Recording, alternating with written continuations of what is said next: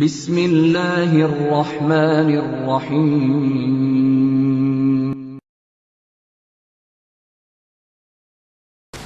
الحمد لله والصلاة والسلام على رسول الله وعلى آله وأصحابه أجمعين أما بعد. കഴിഞ്ഞ ദർസിൽ ഫിഖ് കർമ്മശാസ്ത്രം അതിൻ്റെ ആമുഖമാണ് നമ്മൾ വിവരിച്ചത്. ഫിഖുമായി ബന്ധപ്പെട്ട ചില പ്രധാന പാഠങ്ങൾ. ഇൻഷാ അല്ലാഹ് ഇന്നു മുതൽ ഫിഖ് പഠിക്കുന്നതിലേക്ക് പ്രവേശിക്കും. ഇതിൻ്റെ അഭിപ്രായത്തിൽ നിങ്ങൾ സാധിക്കുമെങ്കിൽ എഴുതി വെക്കണം, ഞങ്ങൾക്ക് ഉപകാരപ്പെടുന്നതാണ് ഇൻഷാ അല്ലാഹ്. കർമ്മശാസ്ത്രം ഫിഖ് ആരംഭിക്കുന്നത് ആദ്യത്തെ അധ്യായം തഹാറത്ത് എന്ന അധ്യായം കൊണ്ടാണ്. കിതാബു അത്തഹാറ, ശുദ്ധീകരണത്തിന്റെ അധ്യായം. എന്തുകൊണ്ടാണ് കിതാബു തഹാറ കൊണ്ട് ആരംഭിക്കുന്നത്? ക്ലാസ് കഴിഞ്ഞിട്ട് ഇടയിൽ ചോദിച്ചാൽ കിതാബു തഹാറ അതുകൊണ്ടാണ് ഫിഖിന്റെ കിതാബുകൾ ആരംഭിക്കുന്നത്. ആദ്യത്തെ അധ്യായം ശുദ്ധീകരണത്തെ കുറിച്ചാണ്. എന്തുകൊണ്ടാണ് തഹാറത്ത് കൊണ്ട് ആരംഭിക്കുന്നത്? ഇസ്ലാമിലെ ഏറ്റവും പ്രധാനപ്പെട്ട ഇബാദത്ത് നിസ്കാരമാണ്, കർമ്മം, ശരീരാവയവങ്ങൾ കൊണ്ട് പ്രവർത്തിക്കുന്നതിൽ ഏറ്റവും പ്രധാനപ്പെട്ടത്. ഇസ്ലാം കാര്യങ്ങളിൽ ഷഹാദത്ത് കലിമ കഴിഞ്ഞാൽ ഒന്നാമത്തെ നിസ്കാരമാണ്. നിസ്കാരം സ്വീകരിക്കണമെങ്കിൽ എന്തു വേണം? ശുദ്ധി വേണം. അതുകൊണ്ടാണ് ശുദ്ധി അതിനെക്കുറിച്ച് വിവരിച്ചുകൊണ്ട് കർമ്മശാസ്ത്ര ഗ്രന്ഥങ്ങൾ ആരംഭിക്കുന്നത്. വിശുദ്ധ ഖുർആനിൽ അല്ലാഹു സുബ്ഹാനഹു വ തആല ശുദ്ധീകരണത്തിന്റെ പ്രാധാന്യം ധാരാളമായി ഓർമ്മപ്പെടുത്തിയിട്ടുണ്ട്. നബി സല്ലല്ലാഹു അലൈഹി വസല്ലമയോടുള്ള ആദ്യത്തെ കൽപ്പനകളിൽ ഒന്ന് എന്താണ്? യാ അയ്യുഹൽ മുദ്ദസ്സിർ ഖും ഫഅൻദിർ വറബ്ബക ഫകബ്ബിർ വസിയാബക ഫതഹ്ഹിർ. അല്ലാഹുവിന്റെ റസൂലേ, വസിയാബക ഫതഹ്ഹിർ, താങ്കളുടെ വസ്ത്രം താങ്കൾ ശുദ്ധീകരിക്കണം. അപ്പോൾ ശുദ്ധീകരിക്കുക എന്ന കൽപ്പന നബി സല്ലല്ലാഹു അലൈഹി വസല്ലമയോട് ഇസ്ലാമിന്റെ ആരംഭത്തിൽ പറഞ്ഞ കാര്യങ്ങളിൽ ഒന്നാണ്. റസൂലുള്ളാഹി സല്ലല്ലാഹു അലൈഹി വസല്ലം അവിടുന്ന് പറഞ്ഞു, അത്തുഹൂറു ശത്റുൽ ഈമാൻ എന്നത് ശത്റുൽ ഈമാൻ, ഈമാനിന്റെ പകുതിയാണ്. ഈമാനിന്റെ പകുതിയാണ്. അല്ലാഹു സുബ്ഹാനഹു വ തആല പറയുന്നു, ഇന്നല്ലാഹ യുഹിബ്ബുത് തവ്വാബീന വയുഹിബ്ബുൽ മുതതഹിരീൻ. തീർച്ചയായും അല്ലാഹു സുബ്ഹാനഹു വ തആല ധാരാളമായി തൗബ ചെയ്യുന്നവരെയും ധാരാളമായി ശുദ്ധീകരിക്കുന്നവരെയും ഇഷ്ടപ്പെടുന്നു. ശുദ്ധി കാത്തു സൂക്ഷിക്കുക എന്നത് അല്ലാഹു സുബ്ഹാനഹു വ തആലക്ക് ഇഷ്ടമുള്ള കാര്യമാണ്. മാത്രമല്ല, നിങ്ങൾ ശ്രദ്ധിച്ചു നോക്കുക, ശുദ്ധിയിൽ എത്രമാത്രം നമ്മൾ അധികരിക്കുന്നോ അത്രയും ഇബാദത്തിനോടുള്ള താല്പര്യം അധികരിക്കും. എത്രമാത്രം കൂടുതൽ വുദൂഇൽ നടക്കുന്നോ അത്രയും തിന്മകളിൽ നിന്ന് വിട്ടു നിൽക്കാൻ സാധിക്കും. ശുദ്ധി കാത്തു സൂക്ഷിക്കുക എന്നത് വളരെ പ്രധാനപ്പെട്ട കാര്യങ്ങളിൽ ഒന്നാണ്. അപ്പോൾ നിസ്കാരത്തിന് ശുദ്ധി വേണം. അതുകൊണ്ടാണ് കർമ്മശാസ്ത്ര ഗ്രന്ഥങ്ങൾ തഹാറത്തിനെ കുറിച്ച് സംസാരിച്ചുകൊണ്ട് ആരംഭിക്കുന്നത്. തഹാറത്ത് രണ്ട് രൂപത്തിലുണ്ട്. ഇസ്ലാം ദീനിൽ ശുദ്ധി എന്നാൽ രണ്ട് രൂപത്തിലുണ്ട്. ഒന്ന് തഹാറത്തുൽ ഹിസ്സിയ്യ, ഒന്നാമത്തേത് മനുഷ്യന് കാണാവുന്ന രൂപത്തിലുള്ള അവന്റെ ശരീരവുമായി ബന്ധപ്പെട്ട ശുദ്ധീകരണമാണ്. എൻ്റെ ശരീരം വൃത്തിയാക്കുക, എൻ്റെ വസ്ത്രം വൃത്തിയാക്കുക, ഞാൻ കിടക്കുകയും നടക്കുകയും ഇരിക്കുകയും നിസ്കരിക്കുകയൊക്കെ ചെയ്യുന്ന സ്ഥലം വൃത്തിയിൽ കാത്തു സൂക്ഷിക്കുക. ഇതാണ് അത്വഹാറത്തുൽ ഹിസ്സിയ്യ. നമ്മളെല്ലാവരും പൊതുവെ ശുദ്ധി എന്ന് പറയുന്നത് അതിനെക്കുറിച്ചാണ്. എന്നാൽ അതിനേക്കാൾ പ്രധാനപ്പെട്ട ഒരു ശുദ്ധിയുണ്ട്, അത്വഹാറത്തുൽ മഅനവിയ്യ. മനുഷ്യന്റെ ഹൃദയം ശുദ്ധിയാക്കുക എന്നുള്ളതാണ്. മനുഷ്യന്റെ ഹൃദയം ശുദ്ധിയാക്കുക എന്നത്. ഹൃദയം എന്തിൽ നിന്നാണ് ശുദ്ധിയാക്കേണ്ടത്? ഒന്നാമത് ശുദ്ധീകരിക്കേണ്ടത് ശിർക്കിൽ നിന്നാണ്. അല്ലാഹു സുബ്ഹാനഹു വ തആല മുശ്രിക്കീങ്ങളെ കുറിച്ച് പറഞ്ഞു, ഇന്നമൽ മുശ്രികൂന നജിസ്. മുശ്രിക്കുകൾ നജിസാണ്. എന്താ അവരെ തൊട്ടാ കുളിക്കണം എന്നാണോ പറഞ്ഞത്?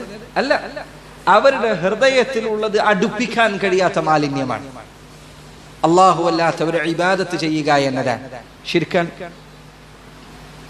ഏറ്റവും വലിയ വൃത്തികേടാണ്. അതുപോലെ തന്നെ ഹൃദയത്തെ ബാധിക്കുന്ന വൃത്തികേടുകളിൽ മാലിന്യങ്ങളിൽ പെട്ടതാണ് അസൂയ, മറ്റുള്ളവരോടുള്ള എന്താ പറയാ കുശുമ്പ് എന്നൊക്കെ പറയാറുള്ള കാര്യം. ഇതൊക്കെ ഹൃദയത്തെ ബാധിക്കുന്ന വൃത്തികേടുകളാണ്. അപ്പോൾ ഇതൊക്കെ ശുദ്ധീകരിക്കപ്പെടേണ്ട, ഹൃദയം വൃത്തിയാക്കേണ്ട കാര്യങ്ങളിൽ പെട്ടതാണ്. ഏറ്റവും പ്രധാനപ്പെട്ടത് ഹൃദയം ശുദ്ധീകരിക്കലാണ്. ഇക്കാലഘട്ടത്തിൽ പൊതുവെ പ്രത്യേകിച്ച് പാശ്ചാത്യരുടെ അരികിലും മറ്റുമൊക്കെ പുറമേക്കുള്ള ശുദ്ധി അവർ വളരെ ശ്രദ്ധിക്കുന്നത് കാണാം. എന്തിനധികം അവരുടെ ബാത്റൂം വരെ അല്ലേ, ഡ്രൈ ബാത്റൂം, അവിടെ വരെ വെള്ളം നനയാൻ പാടില്ല, അത്ര ശുദ്ധിയായിരിക്കണം. എന്നാൽ ഹൃദയത്തിലുള്ളതോ അതിൽ പലപ്പോഴും തോന്നിവാസങ്ങളും വൃത്തികേടുകളും മോശമായ കാര്യങ്ങളും ഉണ്ടാകുന്നതിൽ അവർ യാതൊരു പ്രശ്നവും കാണുന്നില്ല. അപ്പോൾ ഹൃദയത്തിന്റെ ശുദ്ധിയാണ്, അപ്പോൾ ഹൃദയത്തിലുള്ള ശുദ്ധിയാണ് ഏറ്റവും പ്രധാനപ്പെട്ട ഏറ്റവും വലിയ കാര്യം. നബി സല്ലല്ലാഹു അലൈഹി വസല്ലം പറഞ്ഞു, ഇന്നൽ മുഅ്മിന ലാ യൻജുസ്, തീർച്ചയായും മുഅ്മിൻ ലാ യൻജുസ്, അവനൊരിക്കലും നജസാവുകയില്ല. അവന്റെ ഹൃദയം ശുദ്ധിയുള്ളതാണ് എന്ന അർത്ഥത്തിലാണ് പറഞ്ഞത്. അപ്പോൾ ഈ രണ്ട് ശുദ്ധീകരണമുണ്ട്. ഇതിൽ ഫിഖ്ഹിൽ നമ്മൾ പഠിക്കുന്ന ഏതിനെ കുറിച്ചാണ്? തഹാറത്തുൽ ഹിസ്സിയ്യ, നമുക്ക് കണ്ണുകൊണ്ട് കാണാൻ കഴിയുന്ന ശരീരവുമായി ബന്ധപ്പെട്ട, വസ്ത്രവുമായി ബന്ധപ്പെട്ട, നമ്മുടെ നിൽക്കുന്ന പ്രദേശവുമായി ബന്ധപ്പെട്ട ശുദ്ധീകരണം, അതിനെക്കുറിച്ചാണ് ഫിഖ്ഹിൽ പഠിക്കുന്നത്. എന്താണ് നമ്മൾ കിതാബു തഹാറയിൽ പഠിക്കുക? ശുദ്ധീകരണം എന്ന ഒരു അധ്യായമുണ്ടല്ലോ, ആ അധ്യായത്തിൽ നമ്മൾ പഠിക്കാൻ പോകുന്നത് എന്താണ്? രണ്ട് കാര്യങ്ങൾ, പറ്റുമെങ്കിൽ എഴുതി വെക്കണം. ഇതാണ്, ഈ രണ്ട് കാര്യമാണ് ശുദ്ധി എന്നതുകൊണ്ട് കർമ്മശാസ്ത്രത്തിൽ ഉദ്ദേശിക്കുന്നത്. ഒന്ന് ഇസാലത്തുൽ ഹദസ്, ഹദസ് നീക്കം ചെയ്യുക. ഹദസ് എന്ന് പറഞ്ഞാൽ നിങ്ങൾ അറബി വാക്ക് പഠിക്കാൻ ബുദ്ധിമുട്ടുണ്ട്, മലയാളം പഠിച്ചാലും മതി. ഹദസ് എന്ന് പറഞ്ഞാൽ അശുദ്ധിയാണ്. എന്ത് അശുദ്ധി? നിസ്കാരത്തിൽ നിന്ന് നമ്മെ തടയുന്ന അശുദ്ധി. ആ അശുദ്ധി നമ്മൾ കണ്ണുകൊണ്ട് കാണാൻ പറ്റിയതാണോ? അല്ല. ഉദാഹരണത്തിന് ഒരാൾ മൂത്രമൊഴിച്ചു, അത് വൃത്തിയാക്കി, അവൻ അശുദ്ധിയുള്ളവനാണോ ശുദ്ധിയുള്ളവനാണോ? ആ നിസ്കരിക്കാൻ പറ്റുമോ? ഇനി നിസ്കരിക്കണമെങ്കിൽ എന്ത് ചെയ്യണം? വുളു ചെയ്യണം. അവന്റെ ശരീരത്തിൽ എവിടെയെങ്കിലും കാണാവുന്ന അശുദ്ധി ഉണ്ടോ? ഉണ്ടോ? ഇല്ല. ഇതാണ് ഹദസ് എന്ന് പറഞ്ഞാൽ. ശരീരത്തിൽ കാണാവുന്ന ഒന്നുമല്ല, മറിച്ച് നിസ്കാരത്തിൽ നിന്ന് തടയുന്ന ഒരു അവസ്ഥ, അതിനാണ് അശുദ്ധി. മലയാളത്തിൽ നമ്മൾ അശുദ്ധി എന്ന് പറയുന്നു, അറബിയിൽ ഹദസ് എന്ന് പറയുന്നു. അശുദ്ധി എന്ന മലയാള വാക്കിന്റെ നേരെ അർത്ഥം മനസ്സിലാക്കാതിരിക്കുന്നതിന് വേണ്ടി അത് പറഞ്ഞത്. കിതാബു തഹാറയിൽ ശുദ്ധീകരണത്തെ കുറിച്ച് പഠിക്കുന്ന അധ്യായത്തിൽ നമ്മൾ ഒന്നാമത് പഠിക്കാൻ പോകുന്ന വിഷയം എന്താണ്? ഹദസ്, അശുദ്ധി എങ്ങനെ നീക്കം ചെയ്യണം എന്നതാണ്. മൂന്ന് കാര്യങ്ങളാണ് ഹദസ്. മൂന്ന് കാര്യങ്ങളാണ്. രണ്ട് രൂപത്തിലാണ് ഹദസ് ഉള്ളത്. തെറ്റിപ്പോയതാണ്. രണ്ട് രൂപത്തിലാണ് ഹദസ് ഉള്ളത്. ഒന്ന് ഹദസുൻ അക്ബർ, വലിയ അശുദ്ധി. ഒന്നാമത്തേത് വലിയ അശുദ്ധി. വലിയ അശുദ്ധി മൂന്നെണ്ണമുണ്ട്. ഇത് പറ്റുമെങ്കിൽ നിങ്ങൾ എഴുതിയെടുക്കണം. ഇപ്പൊ എഴുതിയെടുത്തില്ലെങ്കിൽ പിന്നെ ഒരിക്കലും എഴുതിയെടുക്കണം, കാണാതെ പഠിക്കണം. വലിയ അശുദ്ധി മൂന്നെണ്ണമാണ്. ഏതൊക്കെയാണ്? ജനാബത്ത്. ഒന്നാമത്തേതാണ് ജനാബത്ത്. രണ്ടാമത്തേത് സ്ത്രീകളെ ബാധിക്കുന്നതാണ്. ഏത്? ഹൈദ്, ആർത്തവം. മൂന്നാമത്തേത് നിഫാസ്, അതായത് പ്രസവശേഷം ഉണ്ടാകുന്ന ആ കാലഘട്ടം, രക്തം വരുന്ന കാലഘട്ടത്തിനാണ് നിഫാസ് എന്ന് പറയുന്നത്. ഇത് മൂന്നുമാണ് വലിയ അശുദ്ധി. വലിയ അശുദ്ധിയിൽ നിന്ന് ശുദ്ധിയാകണമെങ്കിൽ എന്ത് ചെയ്യണം? കുളിക്കണം. രണ്ടാമത്തേത് ഹദസുൻ അസ്ഗർ, ചെറിയ അശുദ്ധി. ചെറിയ അശുദ്ധി എന്ന് പറഞ്ഞാൽ അതുകൊണ്ട് ഉദ്ദേശിക്കുന്നത് നിസ്കാരത്തിൽ നിന്ന് തടയുന്ന, കുളി നിർബന്ധമില്ലാത്ത കാര്യങ്ങളാണ്. ഉദാഹരണത്തിന് ഒരാൾ മൂത്രമൊഴിച്ചാൽ അവന് ചെറിയ അശുദ്ധി ബാധിച്ചിട്ടുണ്ട്. മൂത്രം കഴുകി കളഞ്ഞാലും അവന് വുളു എടുത്തതിന് ശേഷം നിസ്കരിക്കാൻ പാടില്ല. അപ്പൊ ഈ രണ്ട് കാര്യങ്ങൾ, ഹദസുൻ അക്ബർ, ഹദസുൻ അസ്ഗർ, ഈ രണ്ട് അശുദ്ധിയും നീക്കം ചെയ്യലാണ് ഒന്നാമത്തെ വിഷയം. ശുദ്ധീകരണം എന്ന അധ്യായത്തിൽ നമ്മൾ പഠിക്കുന്ന ഒന്നാമത്തെ വിഷയം ഹദസുൻ അക്ബറും ഹദസുൻ അസ്ഗറും, ചെറിയ അശുദ്ധിയും വലിയ അശുദ്ധിയും എങ്ങനെ നീക്കം ചെയ്യാമെന്നതിനെ കുറിച്ചാണ്. എങ്ങനെ വുദു എടുക്കണം, എപ്പോഴാണ് ചെറിയ അശുദ്ധി ഉണ്ടാവുന്നത്, എങ്ങനെയാണ് വലിയ അശുദ്ധി സംഭവിക്കുന്നത്, എങ്ങനെയാണ് കുളിക്കേണ്ടത്, എങ്ങനെയാണ് ഹൈദ് വന്നാൽ എന്തൊക്കെ അവൻ ചെയ്യാൻ പാടില്ല, എന്തൊക്കെ നിഫാസ് വന്നാൽ ചെയ്യാൻ പാടില്ല. ഇങ്ങനെ വലിയ അശുദ്ധിയും ചെറിയ അശുദ്ധിയുമായി ബന്ധപ്പെട്ട കാര്യങ്ങളെക്കുറിച്ചാണ് ഒന്നാമത് കിതാബു ത്വഹാറയിൽ നമ്മൾ പഠിക്കുക. രണ്ടാമത്തെ കാര്യം ഇസാലത്തുൻ നജിസ്, രണ്ടാമത്തെ കാര്യം നജിസ് നീക്കം ചെയ്യലാണ്. ഇതാണ് ഈ അധ്യായത്തിൽ രണ്ടാമത്തെ കാര്യം നമ്മൾ പഠിക്കാൻ പോകുന്നത്. എങ്ങനെയാണ് നജിസ് നീക്കം ചെയ്യേണ്ടത്? നജിസ് പല രൂപത്തിലുള്ളതുണ്ട്. ചിലത് നജാസത്തുൻ മുഗല്ലദ, വളരെ കടുത്ത നജിസാണ്. ഉദാഹരണത്തിന് ഒരു തവണ കഴുകിയാലൊന്നും പോകാത്ത നജിസ് ആരാ പറഞ്ഞേ? നായയുടെ നജിസ്. നായ പാത്രത്തിൽ തള്ളിയിട്ട് ഒരു തവണ വെള്ളം ഒഴിച്ചുകൊണ്ട് കാര്യമില്ല, 7 തവണ കഴുകണം. നജാസത്തുൻ മുഗല്ലദ. രണ്ടാമത്തേത് നജാസ മുതവസ്സിത, ഒരു മധ്യമ നിലവാരത്തിൽ സാധാരണയുള്ള നജിസ് എന്ന് നമ്മൾ പറയുന്നത്, സാധാരണ നജിസ് എന്ന് പറയാറുള്ള കാര്യം. ഉദാഹരണത്തിന് മൂത്രം, ക്രമക്കുമുള്ള, അത് വെള്ളം ഒഴിച്ചാൽ ആ നജിസ് നീങ്ങും, വെള്ളം ഒഴിച്ചാൽ. അറാബി മസ്ജിദിൽ മൂത്രമൊഴിച്ചപ്പോൾ നബി സല്ലല്ലാഹു അലൈഹി വസല്ലം ഒരു പാത്രത്തിൽ വെള്ളം എടുത്ത് വയ്ക്കണം. മൂന്നാമത്തേത് നജാസത്തുൻ ഖഫീഫ, അത്ര കടുത്തതല്ലാത്ത നേർമമായ നജിസ് എന്ന് വേണമെങ്കിൽ പറയാം. ഉദാഹരണം, ഭക്ഷണം കഴിച്ചു തുടങ്ങിയിട്ടില്ലാത്ത ആൺകുട്ടി മൂത്രമൊഴിച്ചാൽ അത് വെള്ളം കുടഞ്ഞാൽ മതി, അല്ലെങ്കിൽ വെള്ളം ഒഴിച്ചാൽ മതി, ഉറച്ച് കഴുകണമെന്നില്ല. അപ്പോൾ 3 തരത്തിൽ നജസുകളുണ്ട്. ഈ നജസ് എങ്ങനെ നീക്കം ചെയ്യണം, ഏതൊക്കെയാണ് നജസായിട്ടുള്ള കാര്യങ്ങൾ, ഇതിനെക്കുറിച്ചാണ് രണ്ടാമത് നമ്മൾ കിതാബ് ത്വഹാറയിൽ പഠിക്കാം. അപ്പൊ 2 കാര്യങ്ങൾ, ഒന്ന് എങ്ങനെ അശുദ്ധി നീക്കം ചെയ്യും, 2 എങ്ങനെ നജസ് നീക്കം ചെയ്യും. ഈ 2 കാര്യങ്ങളെ കുറിച്ചാണ് കിതാബു അത്വഹാറയിൽ നാം വിവരിക്കുന്നത്. അതുപോലെ തന്നെ നജസ് നീക്കം ചെയ്യുന്നത് പല രൂപങ്ങളുണ്ട്. ഉദാഹരണത്തിന് കഴുകിയിട്ട് ചിലപ്പോൾ നീക്കം ചെയ്യാം, അതല്ലെങ്കിൽ തുടച്ചു നീക്കാം. ഉദാഹരണത്തിന് ഇസ്തിജ്മാർ, മൂത്രം ഒഴിച്ചു കഴിഞ്ഞാൽ ഒന്നല്ലെങ്കിൽ വെള്ളം കൊണ്ട് കഴുകാം, അതല്ലെങ്കിൽ കല്ലെടുത്തിട്ട് അല്ലെ, ചെറിയ ചരൽ കല്ലുകളോ അതിൽ വലിയ കല്ല് 3 ഭാഗങ്ങളുള്ളതോ എടുത്തുകൊണ്ട് എന്ത് ചെയ്യാം, അത് തടവിയാൽ ആ മൂത്രം വൃത്തിയാക്കാൻ പറ്റും. അപ്പോൾ നജസ് എങ്ങനെ നീക്കം ചെയ്യണം, ഇതിനെക്കുറിച്ചാണ് രണ്ടാമത് പഠിക്കുന്നത്. ഒന്ന് അശുദ്ധി നീക്കം ചെയ്യുന്നതിനെ കുറിച്ച്, 2 നജസ് നീക്കം ചെയ്യുന്നതിനെ കുറിച്ച്. ഈ 2 കാര്യങ്ങളെ കുറിച്ചാണ് കിതാബു ത്വഹാറയിൽ നാം പഠിക്കുന്നത്. ത്വഹാറത്ത് വേണ്ട കാര്യങ്ങൾ എന്തൊക്കെയാണ്, ഏതൊക്കെ കാര്യത്തിനാണ് ത്വഹാറത്ത് വേണ്ടത്? ഒന്നാമത്തെ കാര്യം എല്ലാവർക്കും അറിയാം, ഏതാണ്? നിസ്കാരമാണ്. നബി സല്ലല്ലാഹു അലൈഹി വസല്ലം അവിടുന്ന് പറഞ്ഞു, ലാ യഖ്ബലുല്ലാഹു സ്വലാത അഹദികും ഇദാ അഹ്ദസ ഹത്താ യതവദ്ദ. നിങ്ങളിൽ ആർക്കെങ്കിലും വുദു നഷ്ടപ്പെട്ടാൽ, ശുദ്ധി ബാധിച്ചാൽ, അള്ളാഹു അവന്റെ നിസ്കാരം സ്വീകരിക്കുകയില്ല. ഏതുവരെ? വുദു എടുക്കുന്നത് വരെ. നിസ്കാരത്തിന്റെ ഷർത്തുകളിൽ ഏറ്റവും പ്രധാനപ്പെട്ടതാണ് ശുദ്ധി ഉണ്ടാവുക എന്നത്. ആ ശുദ്ധി ഒന്ന് വുദു എടുത്തിട്ടോ അതല്ലെങ്കിൽ ജനാബത്താണെങ്കിൽ കുളിച്ചിട്ടോ ഒക്കെയാണ് നിസ്കരിക്കേണ്ടത്. ശരീരത്തിൽ നജിസുണ്ടെങ്കിൽ അത് തുടച്ചു വൃത്തിയാക്കിയതിന് ശേഷമാണ് നിസ്കരിക്കേണ്ടത്. രണ്ടാമത് ത്വഹാറത്ത്, ശുദ്ധി നിർബന്ധമായും ആവശ്യമുള്ളത് ഏതാണ് എന്നത് പണ്ഡിതന്മാർക്ക് അഭിപ്രായ വ്യത്യാസമുണ്ട്. ചില ആളുകൾ പറഞ്ഞു സുജൂദ് തിലാവ, തിലാവത്തിന്റെ സുജൂദ്. ഖുർആൻ പാരായണം ചെയ്തുകൊണ്ടിരിക്കുമ്പോൾ തിലാവത്തിന്റെ സന്ദർഭങ്ങളുണ്ട്. അതിനുള്ള സുജൂദ് ചെയ്യുന്ന സന്ദർഭത്തിൽ അവന് വുദു ഉണ്ടായിരിക്കണമോ? അതിൽ പണ്ഡിതന്മാർക്ക് അഭിപ്രായ വ്യത്യാസമുണ്ട്. വലിയൊരു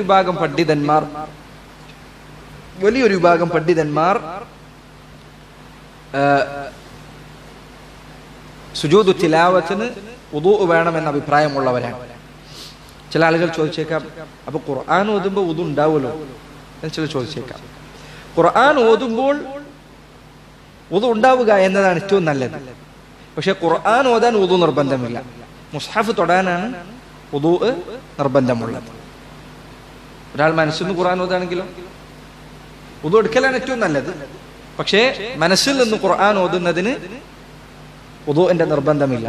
മുസ്ഹഫ് തൊടാൻ വലിയൊരു ഭാഗം പണ്ഡിതന്മാരുടെ അഭിപ്രായം, സലഫുകളിൽ ആ അഭിപ്രായം വ്യാപകമാണ്. മുസ്ഹഫ് തൊടണമെങ്കിൽ വുദൂ വേണം, വുദൂ ഇല്ലാതെ മുസ്ഹഫ് തൊടാൻ പാടില്ല.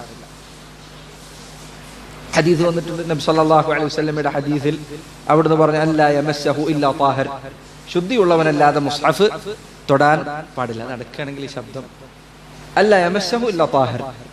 അപ്പോൾ ഇത് വലിയൊരു വിഭാഗത്തിന്റെ അഭിപ്രായമാണ്, മുസ്ഹഫ് തൊടുന്നതിന് വുദൂ ഉണ്ടായിരിക്കുക എന്ന്. എന്തായാലും ഖുർആൻ പാരായണം ചെയ്യുന്നതിനിടയിൽ തിലാവത്തിന്റെ സുജൂദ് വന്നാൽ വുദൂ വേണമോ? ശാഫിഈ മദ്ഹബിലെയും ഹംബലി മദ്ഹബിലെ അഭിപ്രായ പ്രകാരം വുദൂ വേണം. ചില പണ്ഡിതന്മാർ ഇബ്നു തൈമിയ്യ റഹിമഹുല്ലാഹ് അദ്ദേഹം പറഞ്ഞതായി കാണാം, അത് നിസ്കാരമല്ല, അതുകൊണ്ട് വുദൂ വേണമെന്ന് നിർബന്ധം പറയാൻ സാധിക്കുകയില്ല. മൂന്നാമത്തേത് തവാഫാണ്. അതിലും ഞാൻ നേരത്തെ പറഞ്ഞ പോലെ അഭിപ്രായ വ്യത്യാസമുണ്ട്. തവാഫിന് വുദൂ നിർബന്ധമാണോ എന്നതിൽ സംശയമില്ലാത്ത കാര്യമാണ്. വുദൂ എടുത്തുകൊണ്ട് തവാഫ് ചെയ്യലാണ് ഏറ്റവും നല്ലത്. പക്ഷേ നിർബന്ധമാണോ? ബഹുഭൂരിപക്ഷം പണ്ഡിതന്മാരുടെ അഭിപ്രായം അത് നിർബന്ധമാണ് എന്നാണ്. തവാഫിന് വുദൂ നിർബന്ധമാണ് എന്ന് വലിയൊരു ഭാഗം പണ്ഡിതന്മാർ അഭിപ്രായപ്പെട്ടു. നബി സല്ലല്ലാഹു അലൈഹി വസല്ലമയുടെ ഒരു ഹദീസ് അതിന് അവർ തെളിവായി പറഞ്ഞിട്ടുണ്ട്. അവിടുന്ന് പറഞ്ഞു, അത്തവാഫു ബിൽ ബൈത്തി സലാത്തുൻ, കഅബ തവാഫ് ചെയ്യുക എന്നത് ഒരു തരത്തിൽ നിസ്കാരമാണ്. തവാഫു ബിൽ ബൈത്തി സലാത്തുൻ. ആ ഹദീസിന് പൂർണ്ണ രൂപമുണ്ട്, അതിൽ ചർച്ചകളുമുണ്ട്. ഇരിക്കട്ടെ, അപ്പോൾ മൂന്ന് കാര്യത്തിന് ത്വഹാറത്ത് വേണം, ശുദ്ധി വേണം. ഒന്ന് നിസ്കാരമാണ്, രണ്ട് സുജൂദ് തിലാവത്താണ്, മൂന്ന് തവാഫാണ്. ഈ മൂന്ന് കാര്യങ്ങൾക്ക് ത്വഹാറത്ത് വേണം. ത്വഹാറത്ത് ചെയ്യുന്നതിന് മുൻപ് നിയ്യത്ത് വേണമോ? ഞാൻ നേരത്തെ പറഞ്ഞ പോലെ ത്വഹാറത്ത് രണ്ട് രൂപത്തിലുണ്ട്. ഒന്ന് അശുദ്ധി നീക്കലാണ്, വുദൂ എടുക്കുക, കുളിക്കുക, അങ്ങനെയുള്ള കാര്യം. അതിന് നിയ്യത്ത് വേണോ? ഒരു സംശയവുമില്ല, അതിന് നിയ്യത്ത് വേണം. വുദൂ എടുക്കുന്നതിന് മുൻപ്, അതല്ലെങ്കിൽ ജനാബത്തിന്റെ കുളിക്കുന്നതിന് മുൻപ് എന്ത് വേണം? നിർബന്ധമായും അവന് നിയ്യത്ത് വേണം. കാരണം അത് ഇബാദത്താണ്. അത് പ്രത്യേകം ഇബാദത്താണ്. കാരണം നബി സല്ലല്ലാഹു അലൈഹി വസല്ലം അതിന്റെ രൂപങ്ങൾ നമുക്ക് വിശദമായി വിവരിച്ചു തരികയും അതിന്റെ ശ്രേഷ്ഠതകൾ പറഞ്ഞു തരികയും ചെയ്തിട്ടുണ്ട്. എന്നാൽ നജസ് നീക്കുന്നതിന് നിയ്യത്ത് വേണോ? അതിനു വേണ്ടതില്ല. കാരണം അത് പ്രത്യേകമായ ഒരു ഇബാദത്തല്ല. ശരീരത്തിൽ ഒരു നജസ് ബാധിച്ചാൽ അത് കളഞ്ഞാൽ മതി, പ്രത്യേകിച്ച് നിയ്യത്ത് വെക്കണമെന്നില്ല. നജസ് നീങ്ങിയാൽ ആ നജസുമായി ബന്ധപ്പെട്ട എല്ലാ വിധിവിലക്കുകളും അതോടുകൂടി നീങ്ങും. നജസ് ഉണ്ടെങ്കിൽ നിസ്കരിക്കാൻ പാടില്ല, നജസ് എടുത്ത് കളഞ്ഞു കഴിഞ്ഞാലോ നിസ്കരിക്കാം. അതിന് പ്രത്യേക നിയ്യത്ത് വേണോ? വേണ്ടതില്ല. നജസ് നീങ്ങിയാൽ മതി. ഉദാഹരണത്തിന് ഒരാളിങ്ങനെ നടന്നു പോകുമ്പോൾ വല്ല പക്ഷിയോ മറ്റയാളുടെ ശരീരത്തിൽ കാഷ്ടിച്ചു നേരിടും. അയാൾ അങ്ങനെ നടന്നു പോകുന്ന സമയത്ത് തന്നെ ഒരു മഴയും കൂടി പെയ്തു. മഴ പെയ്ത ആ മഴത്ത് അങ്ങനെ നടന്നു, ശരീരത്തിലുള്ള നജസങ്ങ് ആ വെള്ളത്തിൽ വൃത്തിയായി. പിന്നെ ഇനി വല്ലതും നീക്കണോ? വേണ്ട, നജസ് നീങ്ങിപ്പോയിട്ടുണ്ട്. അപ്പോൾ അതിന് നിയ്യത്ത് ആവശ്യമില്ല. അപ്പോൾ വുദൂ എടുക്കാൻ, അതല്ലെങ്കിൽ ചെറിയ അശുദ്ധി വലിയ അശുദ്ധിയിൽ നിന്ന് വൃത്തിയാകാൻ നിയ്യത്ത് വേണം. എന്നാൽ നജസ് നീക്കം ചെയ്യാൻ നിയ്യത്ത് നിർബന്ധമില്ല. അവസാനമായി കിതാബു ത്വഹാറയിൽ നമ്മൾ പഠിക്കാൻ പോകുന്ന അധ്യായങ്ങളെ കുറിച്ച് കൂടി പറഞ്ഞ് നമുക്ക് അവസാനിപ്പിക്കാം. ഒന്നാമത്തെ അധ്യായം അൽ മിയാഹ്, വെള്ളത്തിനെ കുറിച്ചാണ്. ഏതൊക്കെ വെള്ളം ഉപയോഗിച്ച് വുദൂ എടുക്കാം, ഏതൊക്കെ ഉപയോഗിച്ച് വുദൂ എടുക്കാൻ പാടില്ല, ഏതാണ് നജിസായ വെള്ളം, എങ്ങനെ തിരിച്ചറിയാം, ഇതാണ് ഒന്നാമത്തെ അധ്യായം. രണ്ടാമത്തെ അധ്യായം അൽ ആനിയ, പാത്രങ്ങളെ കുറിച്ചാണ്. കാരണം വെള്ളം എടുക്കുന്നത് പാത്രത്തിലാണ്. ഇപ്പൊ പാത്രം ശരിയല്ലെങ്കിൽ വെള്ളം കൂടി കേടാവും. പാത്രത്തിനെ കുറിച്ചാണ് രണ്ടാമത്തെ അധ്യായം. മൂന്നാമത്തെ അധ്യായം ഖദാഉൽ ഹാജ, വുദൂ എടുക്കുന്നതിന് മുൻപ് പലപ്പോഴും പല ആളുകൾക്കും മലമൂത്ര വിസർജനത്തിന്റെ ആവശ്യം വന്നേക്കാം. അപ്പൊ അതിന്റെ മര്യാദകൾ എന്താണ്, അതാണ് മൂന്നാമത്തെ അധ്യായം. നാലാമത്തെ അധ്യായം സിവാക്ക്, പല്ല് തേക്കുന്നതിനെ കുറിച്ചാണ്. എന്തുകൊണ്ടാണ് പല്ല് തേക്കുന്നവിടെ പറഞ്ഞത്? വുദൂ എടുക്കുന്നതിന് മുൻപുള്ള സുന്നത്താണ് പല്ല് തേക്കുക എന്നത്. അഞ്ചാമത്തെ അധ്യായം അൽ വുദൂ, വുദൂഇനെ കുറിച്ചാണ്. ആറാമത്തെ അധ്യായം അൽ മസ്ഹു അലൽ ഖുഫൈൻ, വുദൂ എടുത്തു കഴിയുമ്പോൾ കാൽ കഴുകുന്ന സന്ദർഭത്തിൽ കാലുമ്മ ഖുഫ് ഉണ്ടെങ്കിൽ എന്ത് ചെയ്യണം? ഖുഫമ്മ തടവിയാൽ മതി. അപ്പോൾ അൽ മസ്ഹു അലൽ ഖുഫൈൻ, ഖുഫയുടെ മേൽ തടവുന്നതിനെ കുറിച്ചാണ് ആറാമത്തെ അധ്യായം. ഏഴാമത്തെ അധ്യായം നവാഖിദുൽ വുദൂ, വുദൂ മുറിയുന്ന കാര്യങ്ങൾ ഏതൊക്കെയാണ്, അതിനെക്കുറിച്ചാണ് അടുത്ത അധ്യായം. 8ാമത്തെ അധ്യായം അൽ ഗുസ്ലു, കുളിയെക്കുറിച്ചാണ്, ജനാബത്തിൽ നിന്ന് ശുദ്ധിയാകേണ്ട കുളിയെക്കുറിച്ചാണ്. 9ാമത്തെ അധ്യായം തയമ്മും. എന്താ അവിടെ തയമ്മും പറയാൻ കാരണം? വുദൂഉം കുളിയുമൊക്കെ വെള്ളമുണ്ടെങ്കിൽ നടപ്പുള്ള കാര്യമാണ്. എങ്ങാനും വെള്ളമില്ലെങ്കിൽ എന്ത് ചെയ്യണം? അപ്പോൾ തയമ്മുമിനെ കുറിച്ച് പറയും. അതാണ് തയമ്മും. 10ാമത്തെ അധ്യായം ഇസാലത്തുൻ നജാസ, നജസ് നീക്കം ചെയ്യേണ്ടത് എങ്ങനെയാണ്, അതിനെക്കുറിച്ചാണ് 10ാമത്തെ അധ്യായം. 11ാമത്തെ അധ്യായം അൽ ഹൈദ്, ആർത്തവത്തെക്കുറിച്ചാണ്, അതുമായി ബന്ധപ്പെട്ട വിധിവിലക്കുകളെ കുറിച്ചാണ്. ഇങ്ങനെ 11 അധ്യായങ്ങളാണ് കിതാബു ത്വഹാറയിൽ ഉള്ളത്. അല്ലാഹു സുബ്ഹാനഹു വ തആല ദീൻ പഠിക്കാനും പ്രാവർത്തികമാക്കാനും അത് ജനങ്ങൾക്ക് എത്തിച്ചു നൽകാനും നമുക്ക് തൗഫീഖ് നൽകുമാറാകട്ടെ. اللهم ربنا تقبل منا إنك أنت السميع العليم وتب علينا إنك أنت التواب الرحيم واغفر لنا يا غافر المذنبين. وصلى الله وسلم وبارك على نبينا محمد وعلى آله وصحبه وسلم.